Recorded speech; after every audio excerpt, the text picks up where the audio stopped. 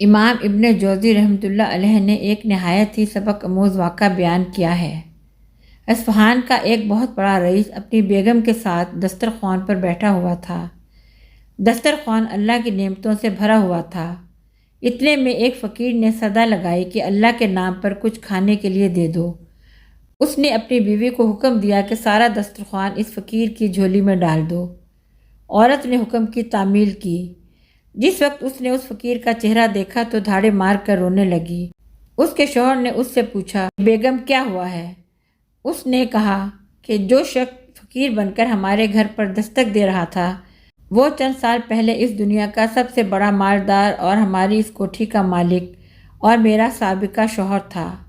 چند سال پہلے کی بات ہے کہ ہم دونوں دسترخوان پر ایسے ہی بیٹھ کر کھانا کھا رہے تھے جیسا کہ آج کھا رہے تھے کہ اتنے میں ایک فقیر نے صدا لگائی کہ میں 2 دن سے بھوکا ہوں، اللہ کے نام پر مجھے کھانا دے دو۔ یہ شخص دسترخوان سے اٹھا اور اس فقیر کی اس قدر پٹائی کی کہ اسے لہو لہان کر دیا۔ اس فقیر نے نہ جانے کیا بد دعا دی کہ کاروبار ٹھپ ہو گیا اور وہ شخص فقیر و کلاش ہو گیا۔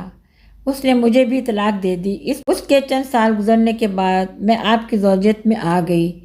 شوہر بیوی کی یہ باتیں سن کر کہنے لگا، بیگم کیا میں آپ کو اس سے زیادہ تعجب خیز بات بتاؤں؟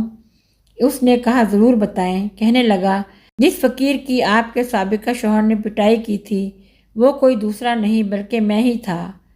گردش زمانہ کا ایک عجیب نظارہ یہ تھا کہ اللہ تعالیٰ نے اس بدمست مالدار کی ہر چیز، مال، کوٹھی، حتیٰ کہ بیوی بھی چھین کر اس شخص کو دے دیا جو فقیر بن کر اس کے گھر پر آیا تھا، اور چند سال بعد پھر اللہ تعالیٰ اس شخص کو فقیر بنا کر اسی کے در پر لے آیا۔